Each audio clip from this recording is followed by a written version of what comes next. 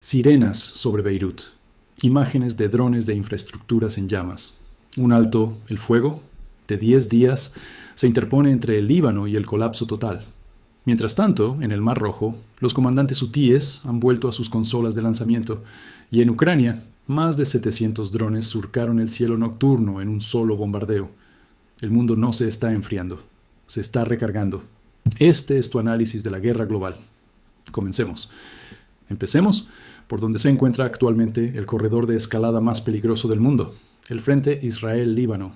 Durante semanas, las fuerzas aéreas y terrestres israelíes han llevado a cabo lo que solo puede describirse como una campaña demoledora e implacable contra la infraestructura de Hezbollah en el sur del Líbano y el valle de la Bekaa. Pero la operación que realmente conmocionó a los analistas militares y envió ondas de choque por todas las capitales desde Washington hasta Teherán fue lo que Israel llamó Operación Oscuridad Eterna. Los informes indican que esta única oleada de ataques golpeó más de 100 objetivos de Hezbollah en un lapso de tiempo muy reducido. Infraestructura eléctrica, nodos de mando, depósitos de armas, redes de túneles. El nombre en sí, Oscuridad Eterna, fue deliberado, psicológico. Una señal no solo para Hezbollah, sino para Irán. Podemos apagarles las luces. Y el costo humano ha sido devastador. Cientos de muertos, según análisis de fuentes abiertas y cifras del Ministerio de Salud libanés, con comunidades enteras en el sur desplazadas bajo los escombros y el humo. Ahora bien, aquí es donde se vuelve diplomáticamente complicado y de vital importancia. Washington intervino, y en la noche del 16 al 17 de abril entró en vigor un alto el fuego de 10 días entre Israel y el Estado libanés. 10 días. No es un acuerdo de paz, no es un marco legal. 10 días para respirar y negociar. Se espera a los líderes libaneses e israelíes en Washington para conversaciones de seguimiento, y hay señales de que Pakistán, de entre todos los actores, ha vinculado públicamente el progreso en el Líbano a su papel de mediación más amplio entre Estados Unidos e Irán. Asimila esto por un momento. Pakistán, posicionándose como un puente entre Washington y Teherán, vinculando el expediente del Líbano con la vía de confrontación nuclear y regional de Irán. Esa no es una historia secundaria, es un reajuste geopolítico de gran magnitud ocurriendo en tiempo real. Pero aquí está la falla que podría hacer pedazos este alto el fuego. Israel ha dejado su posición absolutamente clara. No acepta condiciones externas que vinculen el alto el fuego del Líbano a ningún acuerdo más amplio con Irán. Israel quiere que estas vías se mantengan separadas. Washington podría querer agruparlas. ¿Y Teherán? Teherán quiere la máxima ventaja en cada uno de los frentes simultáneamente. 10 días. El reloj no se detiene. Y lo que suceda en esas conversaciones podría determinar si este alto el fuego se mantiene o si el Líbano se convierte en el punto de ignición de una guerra regional que arrastre a Irán directamente. Ahora pasemos a Gaza, porque allí la palabra alto el fuego se ha vuelto casi insignificante sobre el terreno. Un acuerdo respaldado por Estados Unidos, formalmente llamado el Plan Integral para poner fin al conflicto de Gaza, debía suponer un cese duradero de los combates a finales de 2025. Y técnicamente, ese alto el fuego todavía existe en el papel. Pero según datos de la ONU, cientos de palestinos han muerto desde que comenzó ese alto el fuego. Permítanme ser preciso sobre lo que esto significa. Hay gente muriendo durante un alto el fuego. Niños, ancianos, civiles.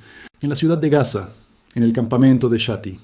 Tanto los ataques israelíes como el fuego de grupos armados violan regularmente los términos del acuerdo.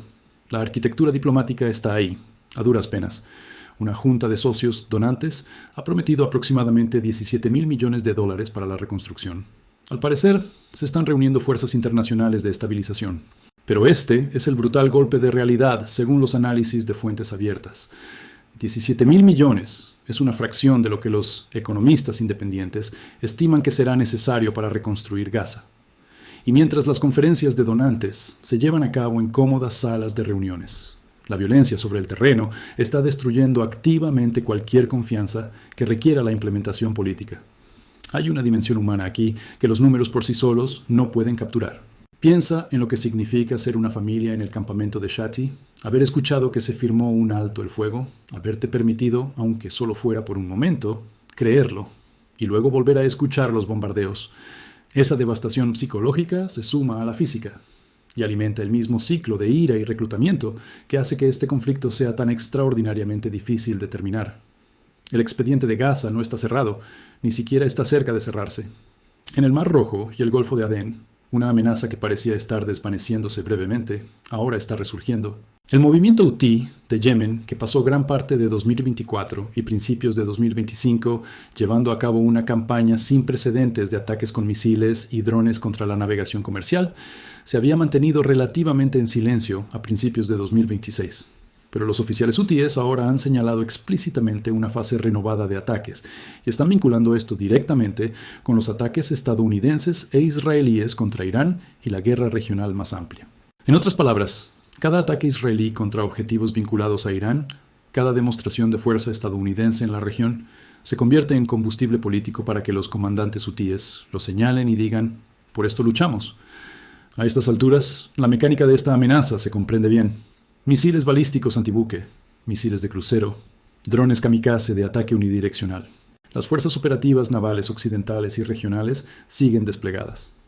Buques estadounidenses, británicos y franceses realizan operaciones de intercepción, pero la aritmética de los costos sigue siendo profundamente desfavorable.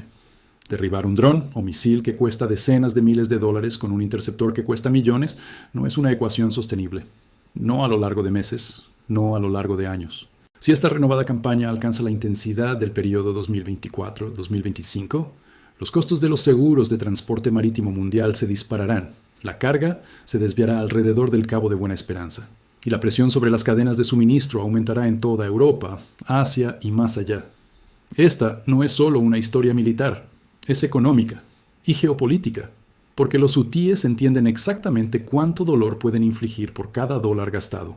Ahora, miles de kilómetros al norte y al oeste, la guerra que ha definido esta década continúa adentrándose en su quinto año sin un final a la vista. El conflicto Rusia-Ucrania ha entrado en lo que los analistas llaman una fase de atrincheramiento y desgaste. Rusia ahora afirma tener el control total de la región de Lugansk, un reclamo territorial significativo, aunque cuestionado por los funcionarios ucranianos, y cuya verificación independiente sigue siendo difícil. Lo que no está en disputa es el ritmo de los ataques rusos contra la infraestructura militar y energética de Ucrania. Pesados, sostenidos, deliberados. Y luego estuvo el bombardeo que acaparó los titulares. Incluso en una guerra que se ha vuelto casi normalizada en los ciclos de noticias occidentales, más de 700 drones en una sola noche atacando la red energética de Ucrania. 700. En un solo día. Piensen en la logística de esa operación, los sitios de lanzamiento, la coordinación, el enorme volumen de municiones gastadas. Es un intento de quebrar la moral civil ucraniana tanto como su capacidad militar, de cara a un periodo en el que la vulnerabilidad energética alcanza su punto máximo estacional. La respuesta de Ucrania ha evolucionado significativamente. Kiev depende cada vez más de drones de largo alcance y ataques de precisión, golpeando instalaciones energéticas rusas, nodos logísticos, depósitos de suministros, muy por detrás de las líneas del frente. Es un intento de imponer costos recíprocos, para hacer que la guerra sea económicamente dolorosa para Rusia en su origen, no solo en el frente.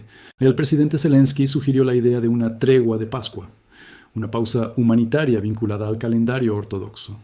Moscú lo descartó casi de inmediato como una maniobra de relaciones públicas, y para ser analíticamente honestos, el patrón de altos el fuego breves en esta guerra ha consistido en reposicionamientos tácticos para ambos bandos, no en una auténtica desescalada. Los bombardeos diarios continúan, los ataques con misiles continúan, la guerra de drones continúa, en ambos bandos, todos los días. La dimensión geopolítica más amplia aquí es significativa. La cohesión de la OTAN está bajo tensión. Los informes indican desacuerdos a nivel de la alianza sobre el enfoque de la administración Trump hacia Rusia. ¿Cuánta presión mantener? Si hay una salida negociada que valga la pena buscar. ¿Y a qué costo para la soberanía ucraniana? Moscú, mientras tanto, enmarca su campaña no como una agresión, sino como una consolidación, una narrativa dirigida directamente al público interno ruso y a los gobiernos indecisos del sur global. Ningún bando está cerca de una victoria militar decisiva, pero la guerra está remodelando todo a su alrededor. El gasto en defensa europeo, la atención estratégica estadounidense, los mercados energéticos globales y la propia arquitectura de la seguridad internacional. Así que alejemos la perspectiva y observemos lo que realmente estamos presenciando en abril de 2026. 4 grandes zonas de conflicto: Líbano, Gaza, el Mar Rojo y Ucrania no están operando de forma aislada. Están interconectadas por cadenas de suministro de armas, por el marco ideológico de lo que Irán llama el eje de la resistencia. por la sobreextensión estratégica estadounidense y por la posibilidad muy real de que un error de cálculo en cualquiera de estos escenarios pueda desencadenar un efecto cascada hacia los demás. El alto el fuego en el Líbano dura 10 días, si es que se mantiene. El alto el fuego en Gaza existe sobre el papel, mientras la gente sigue muriendo. Los hutíes se están rearmando y enviando nuevas señales. Y en Ucrania, 700 drones volaron en una sola noche, mientras Occidente debate cuánto tiempo más puede sostener su apoyo. Aquí está la pregunta que debería mantener despierto a todo analista de defensa y a todo líder mundial en este momento. ¿Qué pasa si las conversaciones sobre el Líbano fracasan y tanto Israel como Irán avanzan hacia una confrontación directa, mientras Ucrania simultáneamente absorbe sus bombardeos más intensos del año? ¿Está posicionado Occidente para manejar dos grandes escaladas a la vez? ¿Hay suficiente voluntad política, suficiente munición, suficiente capacidad diplomática para evitar que múltiples frentes crucen el umbral hacia algo de lo que nadie pueda retroceder? Hoy no tenemos esa respuesta, pero en los próximos 10 días podríamos descubrirla. Manténganse conectados, compartan este análisis, y si la situación cambia, estaremos de vuelta aquí mismo para guiarlos a través de cada desarrollo, cada sistema de armas y cada decisión que importe. Este ha sido tu informe de Guerra Global. La situación está evolucionando, siempre lo hace.